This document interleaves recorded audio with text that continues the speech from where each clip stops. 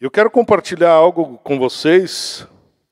Eu creio que todos os pastores normalmente é isso, debaixo de oração e ministração e experiências, é que Deus vai revelando aquilo que Ele quer trazer de mensagem para todos nós. Em primeiro lugar, para mim, sou privilegiado por ser primeiro, mas eu posso dizer para você que com certeza Ele vai ministrar mais algumas coisas na minha vida hoje também.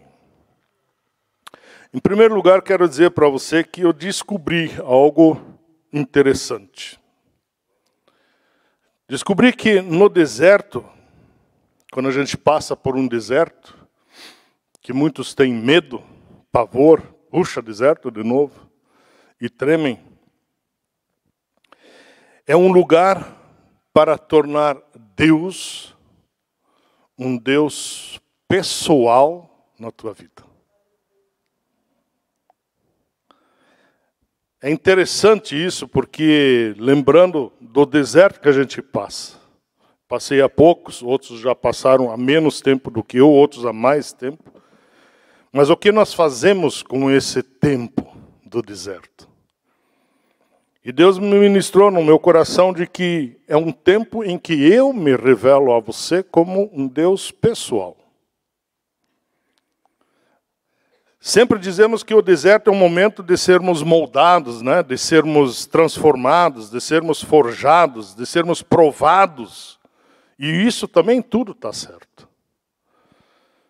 Mas eu descobri que o sentido de nos moldar, de nos transformar, para que Ele faça isso, Ele precisa se apresentar como um vaso nas mãos do oleiro. Ou seja, você precisa estar na mão dele.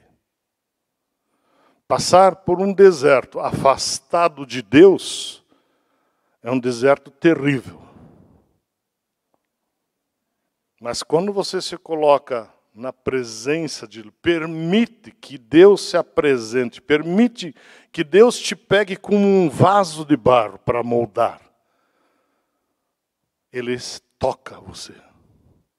E Ele se torna pessoal. Isso é muito incrível. Eu, pelo menos, acho isso genial. De se permitir ser moldado, de ser apresentado, ser tocado, ser pego nas mãos de Deus. Eu acho isso genial. Eu posso dizer que no tempo que eu estive em casa deitado, principalmente durante uma semana, a vontade de ler não era grande. Já estava cansado, você estava, né, pressão diferente, essa coisa ali, não dá vontade de ler. Eu tinha falado, bem, se eu é para ficar 15, 20 dias em casa, então eu quero aproveitar e ler livro, ler Bíblia, né? Mas eu posso dizer que eu não estive motivado a isso. Mas uma coisa muito maior do que isso estava comigo, a presença de Deus, em oração. Ele trazendo lembranças, Ele trazendo palavra, né? Passagens, música, muitos hinos, muitos cânticos. E Deus se apresentando. Quando cantamos essas músicas, é a forma como Ele também se apresenta diante de nós. Deus, Tu és tremendo. Quem pode dizer isso do coração, que Deus é tremendo? Aleluia, eu posso. Glória a Deus. Não é genial isso? Eu quero dar alguns exemplos, dois mais específicos, mas alguns exemplos, e um deles é João Batista. João Batista, logo depois do nascimento, quando ele chegou ao entendimento, ele foi levado para o deserto. Ele ficou anos no deserto, sozinho. Até que chegou o momento em que ele veio se apresentar em Jerusalém ao povo de Deus. João Batista, ele foi moldado por Deus. Deus se revelou a ele. Deus revelou o propósito da vida dele. E se você abrir em João, no Evangelho de João, no capítulo 1, os primeiros versículos dizem assim: houve um homem. No capítulo 1, versículo 6 a 8, diz: houve um homem enviado de Deus, cujo nome era João. Este veio para testemunho, para que testificasse da luz, para que todos crescem por ele. Não era ele a luz, mas para que testificasse da luz. E vejam o testemunho de João, no mesmo capítulo, nos versículos 32 a 34. E João testificou dizendo: eu vi o Espírito que desceu do céu como pomba e repousar sobre ele. E eu não o conhecia, mas o que me mandou a batizar com água, esse me disse, veja só, Deus se apresentando a João Batista no deserto antes, para que ele testemunhasse. E ele disse: sobre aquele que vires descer o Espírito Santo, e sobre ele repousar, esse é o que batiza com o Espírito Santo. E eu vi e testifico que este é o Filho de Deus. Depois de uma revelação que João Batista teve, ele não tinha visto Cristo ainda. Ele tinha andado pelo deserto, mas o dia que aquilo aconteceu no batismo, e a pomba descer, e o Deus se manifestar, esse é o meu filho amado, ele falou: este é o Cristo. E por onde ele andava, quando cruzava com Jesus, ele falava: este é o Cristo. Eu não sou o Cristo. Eu só sou o precursor. Então assim nós podemos ver nas vidas de pessoas escolhidas que Deus primeiro molda os vasos de uma maneira apropriada para a utilização nos propósitos, né? E outra, são propósitos nobres. Já pensou nisso no teu ministério? Aquilo que Deus já fez na tua vida e te colocou para um propósito, é um propósito nobre. Por mais que o mundo diga: mas esse servicinho aí qualquer um faz. Não, Deus te moldou para fazê-lo. E por isso é nobre o serviço que você tem por fazer. Mas não apenas, né, nos molda, né, ele se torna pessoal. Eu faço por amor a ele. Nós podemos lembrar as vidas de Abrão, de Isaac, de Jacó, de Davi, que já foi ungido, né? E quantos anos ele não teve que fugir de Saul, para cá e para lá, e guerrear, e lutar, e fazer, até que chegou o momento do exercício, do propósito para o qual ele foi moldado.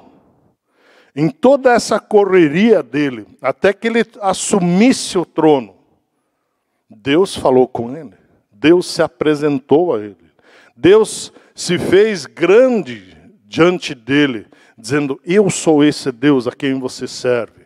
É por esse motivo que você vai ser rei em Israel.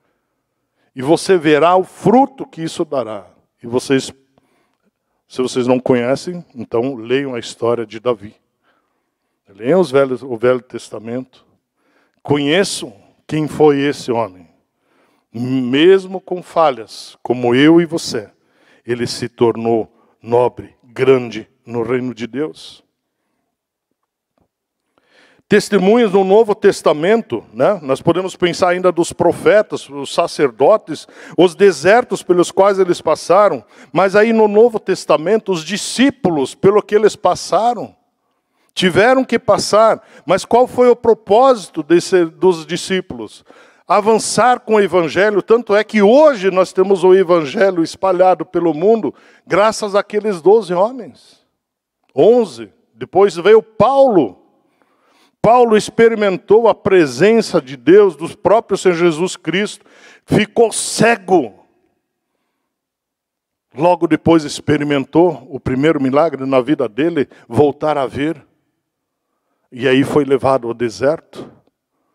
E lá ele começou a pregar no deserto daquele Deus que se apresentara a ele. Até que depois de alguns anos, não sei, 2 anos aproximadamente, ele veio para Jerusalém se apresentar ali na igreja em Jerusalém. E quão grande não foi, quão nobre, quão tremendo não foi o ministério deste homem. Em todos nós podemos ver que o Deus a quem serviram, o Senhor Jesus que eles serviram, era um Deus ou era um Jesus que se tornou pessoal. Quando Jesus morreu naquela cruz, e ele se entregou por vontade própria, ele não foi entregue, mas ele se entregou para a morte. Ele diz, e quando ele se expressa, está consumado. Esse momento foi o momento em que a questão pessoal dele, para com cada um de nós, com você e comigo, se tornou pessoal. Se concretizou. Eu estou morrendo por você. Eu estou morrendo por você. Eu estou morrendo por você. É pessoal. É contigo. É contigo. Tão pessoal e tão profundo isso é. E Deus se apresenta assim, sempre no deserto. Quando nós nos tornamos íntimos dele. Quando você se torna íntimo de alguém, não é? Você tem um amigo, você não o apresenta a outras pessoas. Você não fala bem dele para as outras pessoas. Você não dá uma referência, fulano de tal, eu preciso de um, de um mecânico. Eu conheço, eu tenho um amigo, fulano de tal. Você apresenta ele no meio em que você está. Porque você é amigo dele, íntimo. Você o conhece. Quando nós somos íntimos com o Senhor Jesus Cristo, nós o apresentamos às outras pessoas. Nós vivemos essa intimidade com ele no mundo onde nós estamos. E é isso que ele quer se tornar em você e em mim. Íntimo, ele quer se tornar realmente pessoal. É eu e ele. Por isso ele não se ofende se você chama Jesus, vem cá. Ele não se ofende quando você diz ele. Ele não se ofende quando você diz nós. Ele não se ofende com você quando ele diz senta aí um pouquinho. Vamos conversar. No mundo, se você chamar alguém de ele, em alguns meios, não, eu sou doutor. Eu sou bispo. Eu sou, sei lá eu o quê. Jesus, o próprio Deus, você pode chegar a ele livre e dizer, Pai, vem cá. Não, Senhor Altíssimo, maravilhoso, glorioso, poderoso, senta aqui. Tem um tempinho para sentar aqui? Não tem problema, pode ficar em pé também. Não. Você pode chegar, Pai, vamos conversar. Tão íntimo, ele se propõe a ser com você. Eu sempre me lembro que, é gostoso de fazer isso aqui também, quando você fala com alguém, quando você fala principalmente com uma criança, ela normalmente é mais baixinha que você, né? Não estou falando de adolescente, porque temos adolescentes também. Estou falando de criança. Você pode imaginar Deus, a sua grandeza, falar com você. E é tão agradável quando uma criança vem me cumprimentar, eu posso pegar e me ajoelhar e colocar na altura dela, receber um abraço tão carinhoso e gostoso. Esse é o Deus que está diante de você. E é tão pessoal, tão íntimo, que Ele quer ser com você. E o deserto é o momento em que nós podemos experimentar isso. O deserto é o momento em que Ele se apresenta pessoalmente.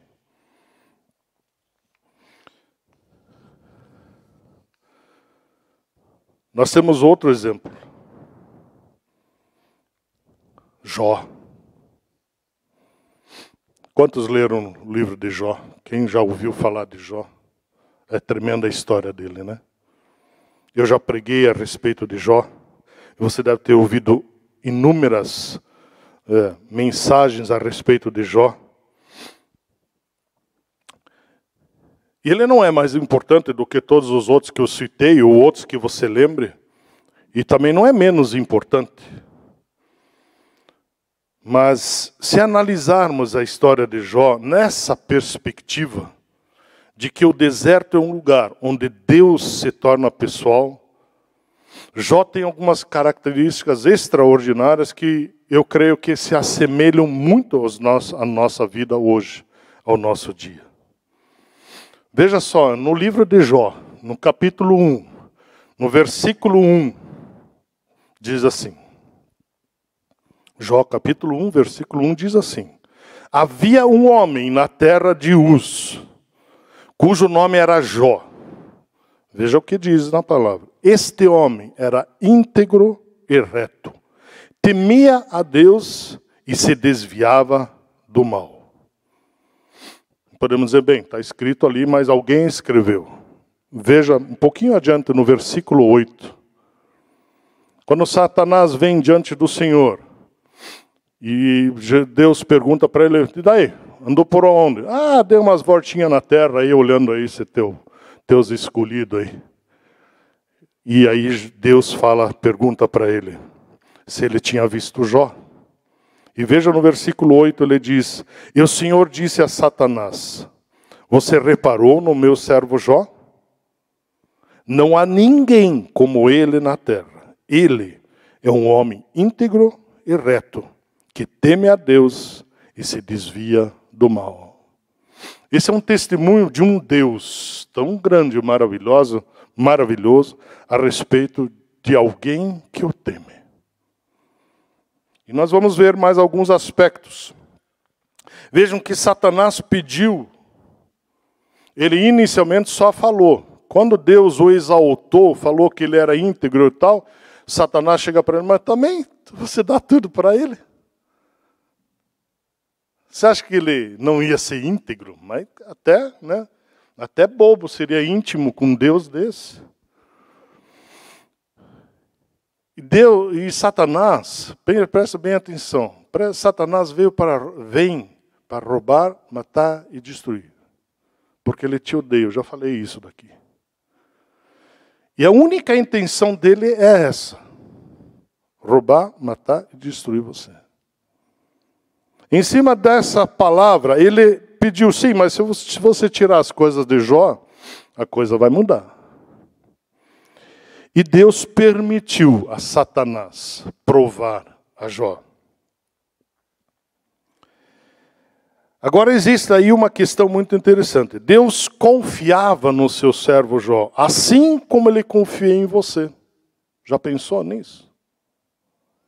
Toda vez que Satanás aparece e se o teu nome é mencionado, e Deus testifica ou testemunha de você, da tua integridade, da tua vida reta para com ele, ele diz, mas se você tirar umas coisas dele, se você colocar ele no deserto, primeira farta de água, gole de água, ele vai blasfemar contra você. E ainda Deus permite às vezes. Aqui ele permitiu que Jó passasse por uma provação que o próprio Satanás viria sobre a vida dele. Mas Deus confiava nele. E Deus confia em você. Não se esqueça disso. No capítulo 2, versículos 9 a 10, vejam só. Depois que ele já tinha perdido todos os seus animais, todos os seus bens, até os filhos tinham morrido, vem a mulher dele. Eu espero que aqui não tenha nenhuma mulher dessas aqui, A mulher dele vem e diz assim, você ainda conserva a sua integridade? Amaldiçoe a Deus e morra. Mas Jó respondeu, você fala como uma doida. Temos recebido de Deus o bem, por que não receberíamos também o mal? Em tudo isto, Jó não pecou com os seus lábios. Integridade. Ele queria, o que Jó queria mesmo, ele queria um tete-a-tete com Deus. Ele queria uma audiência com Deus. Quando você vai ver o histórico, eu não vou entrar no mérito da conversa dele com os amigos e tudo aquilo que entrou, mas ele em todo momento, por mais que ele falasse, até amaldiçoasse seu próprio dia do nascimento, ele não blasfemou contra Deus. Ele questionou. Eu quero compreender, eu quero falar com esse Deus. E ele quer essa audiência, ele quer esse momento, ele quer esse momento de conversar e entender.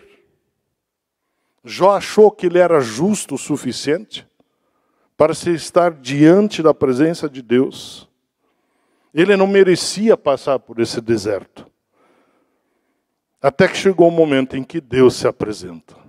Por isso eu não vou entrar no mérito de todos os capítulos, de todas as conversas. Você pode estudar aquilo. Mas para mostrar para você que o deserto é um momento em que Deus é que se faz pessoal. E você pode transformar esse deserto para esse momento. Veja lá no capítulo 38. Eu vou pedir para você não colocar isso lá, porque eu vou ler ela numa outra... Como é que se diz aí? Versão. A mensagem. Ele fala um pouquinho diferente. Eu creio que dá para entender, talvez, mas se você quiser acompanhar na tua Bíblia, é o capítulo 38. Eu não vou ler todos, mas vou ler diversos versículos. Eu gostaria que você prestasse atenção. Como se nesse momento o próprio Deus está falando com você. Porque se você fizer isso, você vai perceber que o Espírito Santo vai revelar algumas coisas para a tua vida. Uma das principais, ele vai revelar a grandeza do Deus que confia em você e o Deus que ama você. Preste bem atenção em algumas perguntas. Depois disso, do meio da tempestade, o Senhor Deus deu a Jó a segunda resposta. E ele diz assim: as suas palavras só mostram a sua ignorância. Quem é você para pôr em dúvida a minha sabedoria? Mostre agora que é valente e responda às minhas perguntas, as perguntas que lhe vou fazer. E aí ele começa a perguntar, e preste bem atenção. Onde é que você estava quando criei o mundo? Se você é tão inteligente, explique isso. Você sabe quem resolveu qual seria o tamanho do mundo e quem foi que fez as medições? Em cima de que estão firmadas as colunas que sustentam a terra? Quem foi que assentou a pedra principal do alicerce do mundo? Na manhã da criação, as estrelas cantavam em coro e os servidores celestiais soltavam gritos de alegria. Quando o mar jorrou do ventre da terra, quem foi que fechou os portões para segurá-lo? Fui eu que cobri o mar com as nuvens e o envolvi com a escuridão.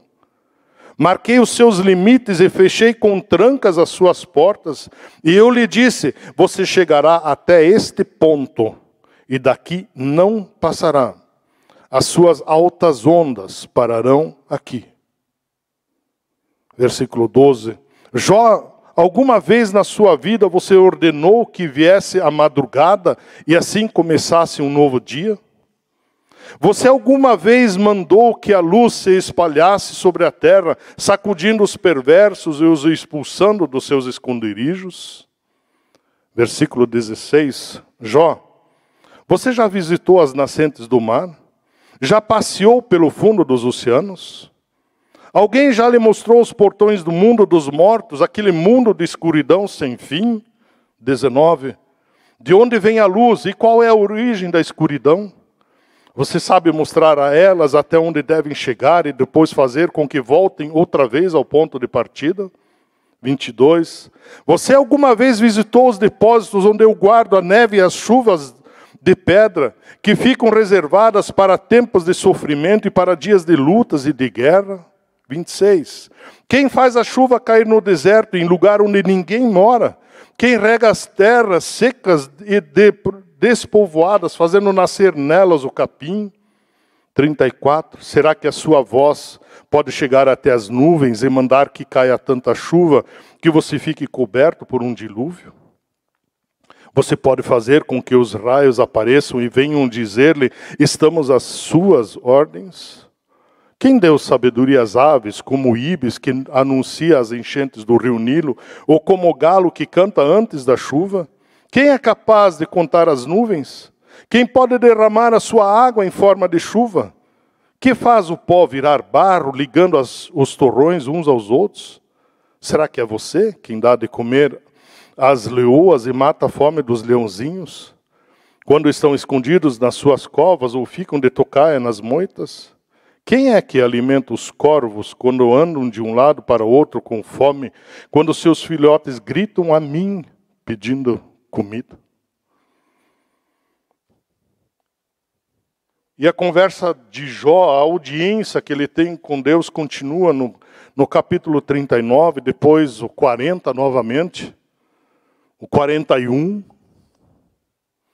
E há uma apresentação de Deus tão tremenda da sua grandeza, do seu poder, para não colocar dúvida de que o Deus da criação é Ele,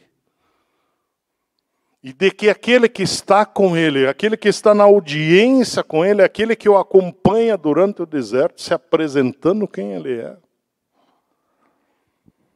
E aí quando chega no capítulo 42, versículos de 1 a 5, ele diz, então, em resposta ao Senhor, Jó disse, eu reconheço que para ti nada é impossível e que nenhum dos teus planos pode ser impedido. Tu me perguntaste como me atrevi a pôr em dúvida a tua sabedoria, visto que sou tão ignorante. É que falei de coisas que eu não compreendia. Coisas que eram maravilhosas demais para mim e que eu não podia entender. Tu me mandaste escutar o que estavas dizendo e responder às tuas perguntas. E a resposta fatal, digo assim, de pleno reconhecimento e arrependimento de Jó, ele diz, antes eu te conhecia só por ouvir falar, mas agora eu te conheço com os meus próprios olhos. Amados, o deserto faz isso com a gente. Quando a gente está pronto, quando a gente está aberto, quando a gente encara que é um momento em que Deus vem se fazer um Deus pessoal para você. Você sai daquele momento e diz, eu não te conhecia. Se te conhecia era só de ouvir falar. Mas agora eu experimentei as tuas mãos em mim. O teu moldar na minha vida. Hoje eu te vi. Eu pude experimentar isso muito próximo com esse Deus. Eu pude ouvir a voz dele. Dia após dia, eu sinto ele me moldando. Eu louvo ele por isso. Eu quero dizer a vocês todos que em todos os momentos de deserto, saiba de uma coisa. O teu Deus está presente. No deserto, o Deus não te abandonou. É uma oportunidade de você ainda experimentar mais próxima a sua presença. Por isso, quando você passar por um deserto, entrar nele, você pode dizer, Senhor, eu sei que tu estás comigo. E esse Satanás que tenta te abater, ele sai de cena. Porque ele não tem mais poder. Quando você encara o teu Deus como esse Deus.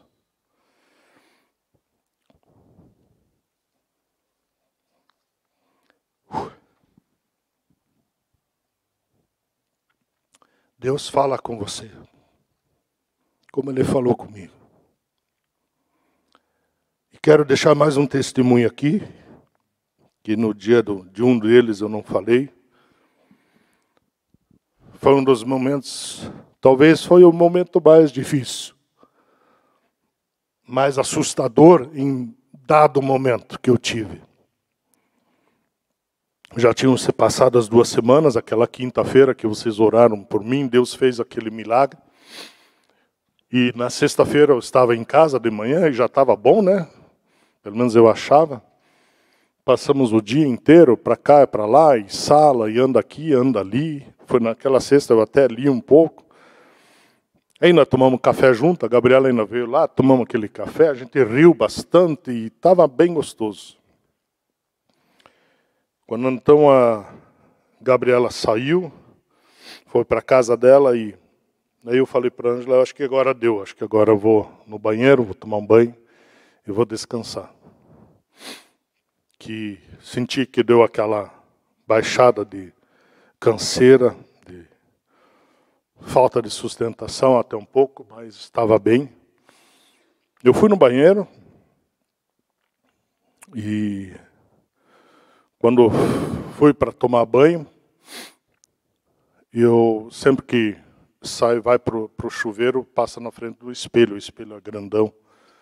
E aquele momento, então, que eu me despi, fui para o banheiro, que eu virei, olhei para o espelho, o coisa ruim, né? O bicho feio, sei lá eu como se chama, eu vi ele naquele espelho. Terrível, um rosto assustador. Para mim ele era meio roxo, meio escabroso. Mas no momento que eu olhei assim, tinha ouvido falar que Deus, ele tinha pedido a minha vida, mas Deus não tinha entregue. No momento que eu olhei para o espelho, eu vi essa imagem. Eu voltei a meu rosto. E falei, Pai, a minha vida está nas tuas mãos. Me voltei, fui para o chuveiro. Não olhei para o espelho, porque não queria ver de novo, coisa ruim. Entrei no chuveiro, me deu uma taquicardia naquele momento.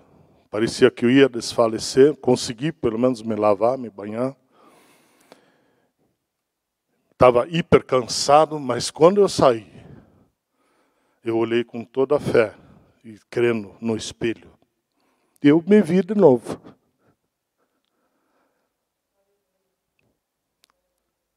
Uma confirmação de que Ele sempre está contigo.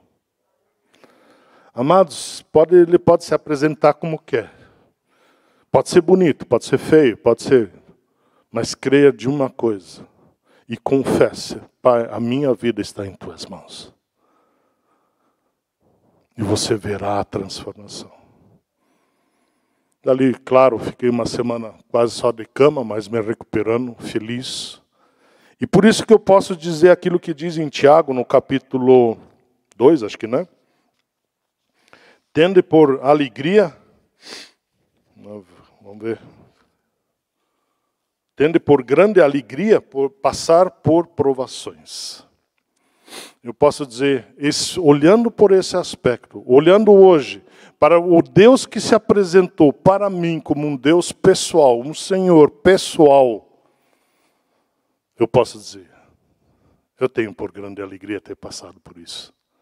Porque se eu não tivesse passado, eu não teria toda essa experiência. Não teria essa certeza, talvez tão grande, de que Ele sempre está comigo. Mas o meu testemunho, eu espero que ajude você na sua caminhada. Que quando você entrar num deserto, ou se você estiver num deserto hoje, você diga, Pai, eu quero te conhecer mais. Eu quero te conhecer mais profundamente. Eu sei que tu estás aqui. E permita que o Espírito Santo ministre o teu coração. E você vai sair desse deserto com alegria, com uma segurança, com uma experiência muito maior do que você já tem vivido até hoje. Que Deus abençoe a todos. Mesmo no deserto, Ele está com você e te abençoará. Nunca se esqueça disso. Peço que você coloque em pé. Não vou orar para que você passe por um deserto, lógico, né? Mas vou orar para que quando você passar, você passar, no seu interior, você o conheça ainda mais próximo como um Deus pessoal, porque é o que Ele quer. Amado Deus e Pai, muito obrigado por essa certeza que Tu traz a nós. A Tua palavra que não deixa mentir, de que você confia em nós, de que nós somos íntegros, que nós podemos ser provados, que nós podemos passar por um deserto, andar por um deserto, mas Tu estás conosco. E Tu sabes que nós, por mais que tenhamos dúvidas em algumas questões, nós sabemos que Tu continuas sendo Deus. E que Tu nos tirarás desse momento. E nós sairemos desse momento ainda mais fortes, ainda mais conhecidos de Ti e conhecendo mais a Ti. Por isso, Pai, eu peço que Tu abençoes a cada um de nós aqui, a cada um dos meus irmãos aqui, suas famílias, seus filhos, seus netos. Pai, em nome de Senhor Jesus Cristo de Nazaré. Que Tu estejas com eles, ande com eles, de mãos dadas. Apresente-se a eles. Pai, eu não peço absolutamente que passem por desertos, mas que passem por momentos de intimidade contigo. E aproveitem cada momento na Tua presença. A Tua grandeza seja revelada a cada um de nós, cada vez mais, para que possamos andar seguros. Pai, eu não sei por que cada um está passando nesse momento, ou aqueles que estão passando agora por um deserto. Mas eu quero Te pedir, Pai, que Tu os fortaleça nesse momento. Espírito Santo de Deus, encha o coração, a vida dos filhos do nosso Deus e Pai. Que eles sejam fortes. Que eles passem por isso e Te conheçam profundamente. Abençoa-os, tira-os, Pai, desse momento. Para que eles sejam edificados e colocados no propósito para o qual Tu os tens levantado. E a Ti toda a honra, glória e louvor em nome de Senhor Jesus Cristo. Amém.